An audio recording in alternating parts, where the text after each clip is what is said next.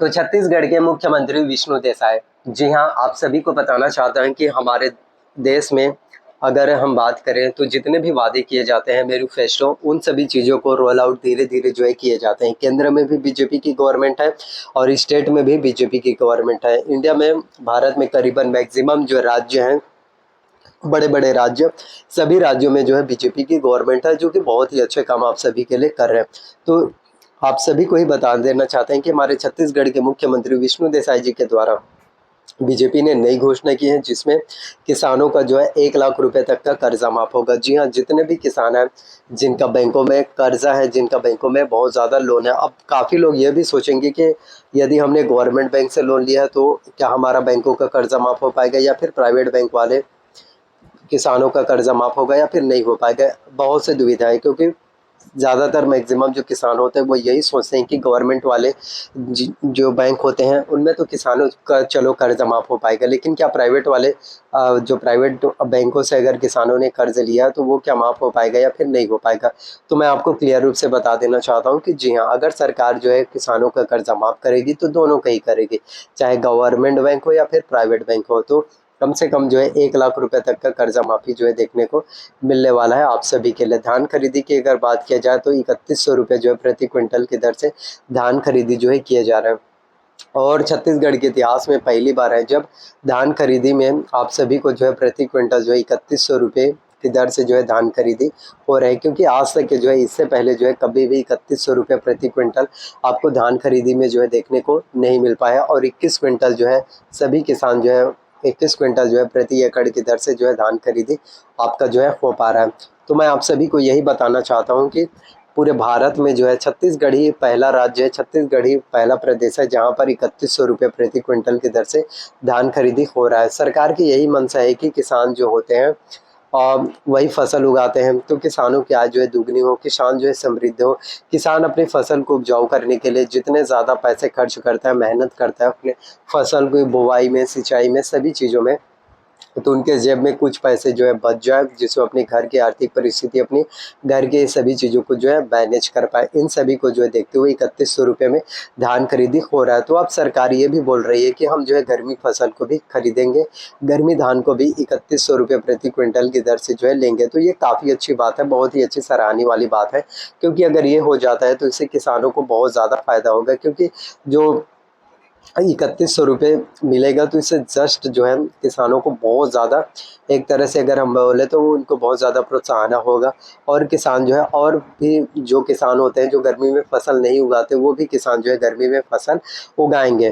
तो ये बहुत ही अच्छी बात है आप सभी के लिए। इसके अलावा भी अगर हम बात करें तो अभी हॉस्टल वार्डन का एग्ज़ाम आप सभी के लिए होने वाला है, और ये सोर्सेज से निकल कर आ रहा है कि जो हॉस्टल वार्डन का एग्ज़ाम है, छात्रावास शिक्षक का जो एग्ज़ाम है, वो हो सकता है कि अगस्त 2024 में आप लोगों को जो है देखने को मिल पाए। बस यही है कि तैयारी कीजिए। अगर आप हॉस्टल वार्डन बनना चाहते हैं तो इसमें सबसे मेन इंपॉर्टेंट है कंप्यूटर्स के। अगर आपको कंप्यूटर्स के नॉलेज ही नहीं होगा तो मुझे नहीं लगता कि आपका कंपटीशन एग्ज़ाम जो है क्वालिफाई हो पाएगा, बिल्कुल नहीं हो पाएगा। तो हमेशा जो है कंप्यूटर्स के ऊपर फोकस करना है। जितना ज़्यादा आप तैयारी करोगे, जितना आप मेहनत करोगे, जितना आप हार्ड वर्क करोगे, उतने ही ज़्यादा आप सभी के लिए बेहतर होगा, उतने ही ज़्यादा आपके लिए बेस्ट होगा। तो कंप्यूटर्स की तैयारी आपको करना है। कंप्यूटर्स की तैयारी करने के लिए आपको परीक्षा मंथन कंप्यूटर एक परिचय लेना है, जिसमें आपको नॉलेज होगा कंप्यूटर्स क्या है, इनपुट डिवाइसेस के बारे में, आउटपुट डिवाइसेस के बारे में। इनपुट डिवाइस की अगर हम बात करें तो आपका कीबोर्ड हो गया, माउस हो गया, जॉयस्टिक हो गया, लाइट पेन हो गया, और ये सभी आप जॉयस्टिक हो गए, ये आपके इनपुट डिवाइसेस होते हैं। वहीं अगर हम बात करें आउटपुट डिवाइसेस के नाम की, जिसमें प्रिंटर, प्लॉटर, स्पीकर, प्रोजेक्टर, ये आपके आउटपुट डिवाइसेस हैं। और ऑपरेटिंग सिस्टम के बारे में आपको पता होना चाहिए। MS windows operating system, MS DOS operating system, Linux हो गया, यूनिक्स हो गया, ब्राउजर्स के बारे में हो गया, सर्च इंजन के बारे में हो गया। MS ऑफिस में आपको MS Word, MS Excel, MS PowerPoint, MS Access, इन सभी चीज़ों के बारे में आपको नॉलेज होना चाहिए। देखो, नॉलेज ही सबसे बड़ी चीज़ है, जितना ज़्यादा आपको नॉलेज होगा उतना ही ज़्यादा बेहतर होगा। अगर आपके पास नॉलेज नहीं है तो मुझे नहीं लगता कि आपसे कोई भी कंपटीशन एग्ज़ाम जो है क्वालिफाई हो पाएगा, बिल्कुल नहीं हो पाएगा। नॉलेज ही सबसे बड़ी चीज़ है। तो इसलिए नॉलेज को आपको बढ़ाना।